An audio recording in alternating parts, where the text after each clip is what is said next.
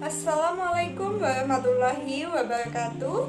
Di sini saya Ica Salsabila dengan NIM F032113 akan mempresentasikan atau menjelaskan mengenai pengertian hukum pajak internasional atau International Tax Law untuk memenuhi tugas mata kuliah perpajakan 1. Baik, International Tax Law atau hukum pajak internasional, di mana ini merupakan kaidah-kaidah atau norma hukum perselisihan koalisi yang didasarkan pada hukum antar bangsa atau hukum internasional. Nah, terbagi menjadi beberapa nih. Yang pertama ada National External Tax Law, di mana ini merupakan bagian dari hukum pajak nasional yang memuat ketentuan tentang pengenaan pajak yang mempunyai daya kerja sampai dari luar batas negara atau luar negeri karena terdapat unsur asing, baik mengenai objek maupun subjeknya. Lalu ada Foreign Tax Law, di mana ini merupakan keseluruhan perundang-undangan dan peraturan perpajakan di negara yang ada di seluruh dunia. Lalu Foreign Tax Law ini gunanya juga sebagai bahan perbandingan dalam melakukan Comparative Tax Law Study. Selanjutnya kita akan membahas mengenai International Tax Law dalam dua arti. Yang pertama adalah arti sempit, di mana keseluruhan kaidah pajak yang berdasarkan hukum antar negara serta traktat, konvensi, dan lain sebagainya. Baik, selanjutnya lagi ada arti luasnya, di mana ini merupakan keseluruhan kaidah baik yang berdasar traktat, konvensi, dan lain sebagainya tadi yang mempunyai objek pengenaan pajak dalam mana dapat ditunjukkan adanya unsur asing. Hal mana mungkin dapat menimbulkan bentrokan hukum antara dua negara atau lebih. Hukum pajak internasional ini dasarnya adalah hukum pajak nasional yang mengandung unsur asing. Terdapat 3 unsur asing, yaitu subjek pajak, objek pajak, dan juga pemungut pajak. Yang pertama adanya sumber hukum pajak internasional. Hukum pajak nasional yang pertama adalah unilateral, di mana ini peraturan pajak sepihak yang tidak ditujukan kepada negara lain.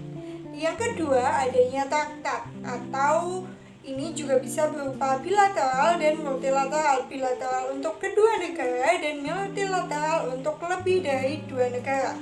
Di mana ini untuk menghindari pajak berganda atau double taxation, lalu mengatur perlakuan fiskal terhadap orang asing, mengatur mengenai laba badan usaha tetap atau BUT, lalu memberantas penyelundupan pajak atau tax evasion, dan menetapkan tarif-tarif DON. Nah, yang ketiga ini adanya putusan hakim berupa perjanjian nasional maupun internasional. Tujuan umum ini adalah untuk mengeliminasi gejala pajak ganda atau double taxation tadi yang dapat dilakukan dengan 3 cara. Yang pertama yaitu dengan cara unilateral, di mana negara yang bersangkutan memasukkan dalam undang-undang pajaknya ketentuan untuk menghindari pajak berganda, seperti exemption atau pengecualian yang didasarkan pada pure territorial principle dan tax credit.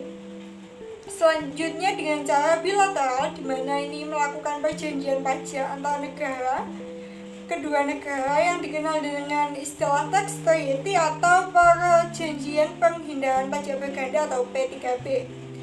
Yang ketiga adanya perjanjian multilateral, misalnya dari GIRT atau General Agreement on Tariffs and Trade. Nah, subjek dan objek pajaknya. Subjek pajak dalam negeri yang mendapat penghasilan dari sumber luar negeri. Yang kedua, subjek pajak dalam negeri yang mendapat penghasilan dari sumber dari dalam negeri, dari luar negeri. Jadi seperti kebalikannya. Yang selanjutnya adanya objek pajak dengan sumber dalam negeri dan luar negeri. Lalu objek pajak tax treaty ini dibagi menjadi 15 jenis penghasilan loh. Yang pertama penghasilan dari harta tetap atau barang tak bergerak, dividen, bunga, royalti, gaji untuk direktur, uang pensiunan, penghasilan pegawai negeri, dan masih banyak lainnya. Selanjutnya kita akan membahas mengenai pajak ganda dan tax treaty. Pajak ganda apa sih gitu? Pajak ganda ini pajak yang double atau pajak yang dikenakan lebih dari satu kali terhadap suatu objek yang sama. Ada pajak ganda nasional dan pajak ganda internasional. Kalau nasional, objek sama ini dilakukan di satu negara saja, tapi kalau pajak ganda internasional ini dilakukan di lebih dari satu negara. Selanjutnya ada tax treaty. Nah, tax treaty ini merupakan perjanjian pajak antara dua negara dalam upaya untuk menghindari double taxation tadi. Nah, caranya apa saja? Yang pertama, menyebutkan jenis pajak tapi tidak menyatakan definisinya. Hal ini dapat menimbulkan perbedaan dalam penafsiran. Maka dari itu, kita harus untuk menyebutkan jenis pajaknya secara detail dan menyatakan definisinya. Yang kedua, mencantumkan definisi pajak yang diliputinya disertai dengan nama pajak-pajaknya yang pada waktu perjanjian dibuat telah dan ditambah dengan ketentuan bahwa objek waktu tertentu otoritas keuangan masing-masing negara akan saling memberitahukan.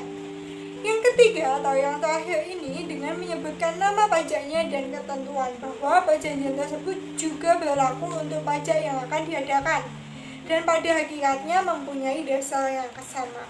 Nah, sekian penjelasan mengenai International Tax Law dari saya. Apabila ada kurang lebihnya, saya mohon maaf. Wassalamualaikum warahmatullahi wabarakatuh. Terima kasih.